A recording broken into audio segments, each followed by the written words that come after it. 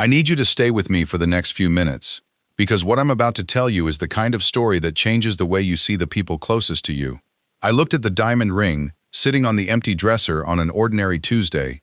Nothing felt different when I walked through the door, but by the time I went to bed that night, everything I thought I knew about my marriage was gone. And what I found out next, most people can't even bring themselves to say out loud. Before we go deeper into this story, take a second and hit that subscribe button, give this video a like, and let us know where you're watching from. I'm curious to know how far these stories travel. Welcome to Family Secrets and Revenge. My name is Ethan Vance. For 7 years, I thought I was living the definitive version of the American dream in the quiet suburbs of Columbus, Ohio. I was a high school history teacher, a job that fed my soul, but certainly didn't pad my bank account. My wife, Olivia, worked as a receptionist at a high-end interior design firm downtown. We met in college, lived in a cramped apartment eating instant noodles, and eventually saved enough for a modest 3-bedroom fixer-upper. I spent my weekends painting walls, fixing pipes, and building a deck in the backyard with my own 2 hands. I did it all because I loved her. Olivia was the kind of woman who lit up a room, but lately, that light had turned cold whenever it shone on me. She started complaining about the old sedan I drove, the lack of luxury vacations, and how all her friends were moving into gated communities. I told her we were building a foundation, step by step. I thought love was enough. I was dead wrong. It happened on a rainy afternoon. I had just finished grading a stack of midterm essays and drove home through the sluggish Midwestern traffic. When I walked into the kitchen, the house was dead silent. Usually, the scent of dinner or the sound of the television greeted me. Instead, the air felt sterile, completely hollow. I called out her name, but my voice just bounced off the walls. I walked up the stairs, a strange weight settling in my chest. When I pushed open the bedroom door, the first thing I noticed was the closet. The doors were wide open, and half of the hangers were bare. Her designer bags, the ones she had saved up for months to buy, were missing from the top shelf. Then I saw it, her wedding ring, placed perfectly in the center of the dark wood dresser, resting on a small, folded piece of loose-leaf paper. My hand shook as I picked it up. The note didn't offer an apology. It didn't offer tears. It was a cold execution of our history. I tried, Ethan. I really did. But I can't spend the rest of my life counting pennies and waiting for a future that's never going to come. I need more than what a teacher's salary can give me. Don't look for me. The shock didn't hit me all at once. It rolled in like a slow, freezing fog. I sat on the edge of our bed for 2 hours, staring at the blank wall, trying to understand how 7 years of shared dreams could be reduced to 3 sentences on a scrap of paper. I tried calling her, but the call went straight to voicemail. I texted her, begging for an explanation. Nothing. It wasn't until 3 days later that the puzzle pieces began to assemble themselves into a sickening picture. A mutual friend from her office, burdened by guilt, called me from a burner number. She told me Olivia hadn't just run away to find herself. She had been having an affair for 6 months with Richard Sterling, the principal investor of the design firm where she worked. Richard was 52, divorced, independently wealthy, and owned a penthouse overlooking the river in Chicago. He was everything I wasn't. Powerful, ruthless, and capable of buying whatever world he wanted to live in. Olivia hadn't just left our marriage. She had traded up. She had evaluated my life, calculated my lifetime earnings, and decided I was a bad investment. The divorce papers arrived less than 2 weeks later, delivered by a courier who looked at me with a mixture of pity and professional detachment. Richard's high-priced legal team had structured everything to ensure Olivia walked away clean, without any messy delays. Because we didn't have substantial assets, there wasn't much to fight over. She didn't even want the house we had spent years renovating. She called it a starter project in one of her legal depositions. Sitting across from her in a sterile conference room in downtown Columbus was the most surreal experience of my life. The woman who used to hold my hand when she was scared of thunderstorms wouldn't even look me in the eye. She wore a brand new platinum watch and a tailored cream suit that probably cost 3 months of my mortgage payments. She signed the papers with a gold pen, handed it back to her lawyer, and left the room without saying a single word to me. I was left holding a decree of dissolution and an empty house full of echoes. I felt completely discarded, like an old coat that had served its purpose during the winter, but was no longer fashionable enough for the spring. The months that followed were an exercise in survival. The silence of the house was deafening. Every corner reminded me of a promise that had been broken. I would see the trim I painted and remember her holding the ladder. I would look at the garden and remember her promising we would plant roses next spring. But anger is a powerful fuel if you know how to channel it. I refused to let her betrayal become the defining tragedy of my existence. I threw myself into my work, taking on extra coaching duties at the school and starting a small weekend woodcrafting business out of my garage. I began restoring old furniture, taking pieces of wood that people had thrown out on the curb, sanding them down, and turning them into something beautiful and resilient. It was therapeutic. Every stroke of the sandpaper felt like I was erasing a piece of the pain Olivia had inflicted on me. I learned to live within my means, finding a quiet peace in the simplicity of a life that belonged entirely to me. I stopped checking her social media. I blocked her friends. I buried the ghost of my marriage deep beneath the floorboards of my mind. Meanwhile, 300 miles away in Chicago, Olivia was living the life she had always screamed at the universe for. Richard Sterling didn't do anything halfway. He showered her with the trinkets of the ultra-wealthy. They traveled to the Amalfi Coast, spent weekends in Aspen, and dined at restaurants where the menus didn't even feature prices. Olivia's social media, before I blocked her, was a curated gallery of high society galas, yachts, and designer gowns. She had become the trophy wife she always wanted to be. Richard paraded her around his business associates, showing off her youth and her beauty like a newly acquired piece of fine art. But art on a wall doesn't have a voice, and Olivia quickly learned that Richard's generosity came with strict conditions. He expected perfection. He expected her to be available at his beck and call, to dress exactly how he wanted, and to entertain guests who looked through her as if she were made of glass. To Richard, she wasn't a partner. She was an accessory that complemented his expensive lifestyle. By the second year of their relationship, the initial luster of the gold began to tarnish. Richard was a man who grew bored easily. The thrill of the chase was gone. He had successfully stolen a younger woman from her husband, proven his dominance, and settled into a routine. Olivia began to notice small changes in his behavior. The spontaneous jewelry gifts stopped. The business trips became longer and more frequent. Whenever she tried to talk to him about their future, about marriage or starting a family, Richard would dismiss her with a cold laugh. He had already been through a costly divorce, and he had absolutely no intention of legally binding himself to a woman who had already proven she could be bought.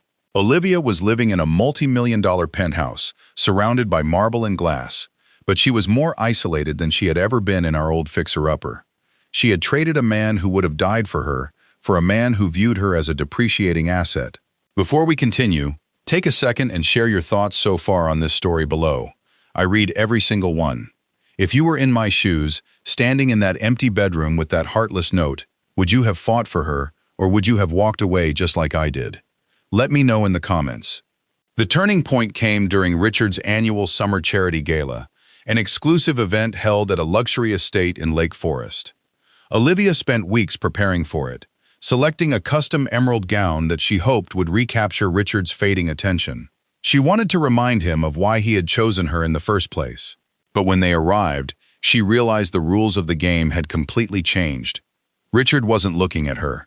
His attention was locked onto a 23-year-old recent graduate named Chloe, who had just been hired as a marketing associate at one of his tech firms. Chloe was vibrant, possessed a sharp, Ivy League wit, and carried the effortless confidence of someone who hadn't yet been broken by the world. Richard spent the entire evening introducing Chloe to his investors, leaving Olivia to stand by the bar alone, clutching a glass of champagne while watching her own history repeat itself right in front of her eyes. Olivia wasn't stupid. She saw the exact same look in Richard's eyes that she had seen when he used to look at her across the design firm's conference room 2 years prior. It was the look of a collector eyeing a newer, more pristine model. Over the next month, Chloe became a permanent fixture in Richard's professional and personal life. She accompanied him to late-night strategy meetings, weekend charity golf tournaments, and international business seminars. Whenever Olivia questioned him, Richard would accuse her of being insecure and paranoid. He reminded her, in brutal, explicit terms, exactly who paid for the clothes on her back and the roof over her head. He told her that if she didn't like the arrangement, she was perfectly free to pack her bags and return to the life she had left behind in Ohio. The power dynamic was absolute. Olivia had no leverage, no career of her own anymore, and no legal protection. She had traded her independence for a gilded cage, and the bars were rapidly closing in. The end was even colder than the way she had left me.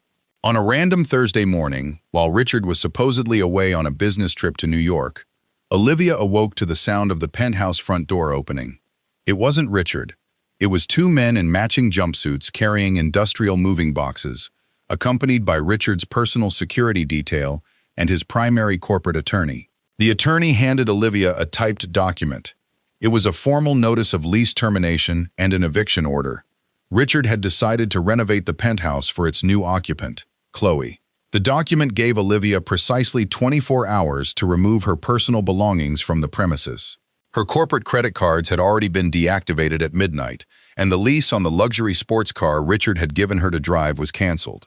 In the eyes of Richard's empire, she was simply an expired contract that was being cleared from the ledger to make room for a new acquisition. Olivia tried frantically to call Richard, but her number had been blocked entirely. She called his office, but his executive assistant smoothly informed her that Mr. Sterling was unavailable and had directed all future communications to be handled through his legal representation. Reality hit her with the force of a high-speed train. She spent the night packing her designer clothes and bags into cheap cardboard boxes she bought from a local grocery store, crying under the bright halogen lights of the empty penthouse. The wealth that had felt so solid, so permanent, had vanished like smoke in the wind. She realized that none of it had ever belonged to her.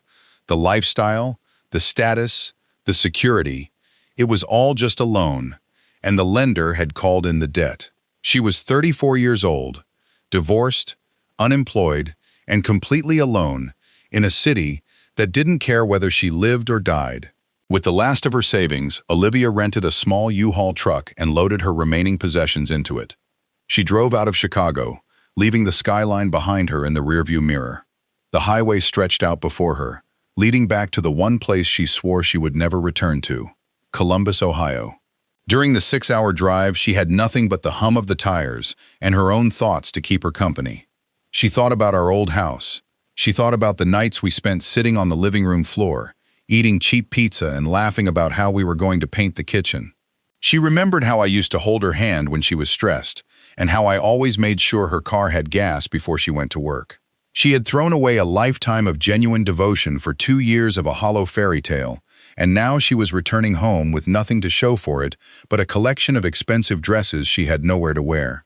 It was another ordinary Tuesday afternoon, exactly 3 years after she had walked out of my life, when I heard a knock on my front door. I had just finished my school day and was in the garage, putting the final coat of varnish on a handmade oak dining table. I wiped my hands on an old rag and walked through the house to the front hallway. When I opened the door, I froze. Standing on my porch, shielded from the light autumn drizzle by the awning I had built myself, was Olivia. She looked entirely different from the woman in the conference room. The tailored suits and expensive jewelry were gone. She wore a simple denim jacket, dark jeans, and her hair was tied back loosely. Her eyes were red-rimmed, and she looked exhausted down to her very bones. For a long moment, neither of us said anything. The silence of the neighborhood seemed to amplify the sound of our breathing. "Ethan," she said, her voice cracking slightly under the weight of the name. "Can I please just talk to you for a minute?" I didn't invite her inside. I stood firmly in the doorway, my hand resting on the frame, keeping the physical barrier between her world and the one I had fought so hard to rebuild. "What do you want, Olivia?" I asked, my voice completely flat, devoid of both the anger that used to consume me and the love that used to define me. She began to cry, the tears spilling over her cheeks as she told me everything. She told me about Richard, about Chloe, about the eviction, and about how she had been discarded like garbage. She told me she had realized too late that everything she ever wanted was right here in this house. She said she had made the biggest mistake of her life and begged me to forgive her, to let her come back home so we could try to fix what she had broken. She looked at me with a desperate hope in her eyes, believing that the man who loved her for 7 years was still waiting inside that house to rescue her. I listened to her entire speech without interrupting once. As she spoke, I looked past her shoulder at the driveway. There was no luxury car, just a beat-up rental truck parked against the curb.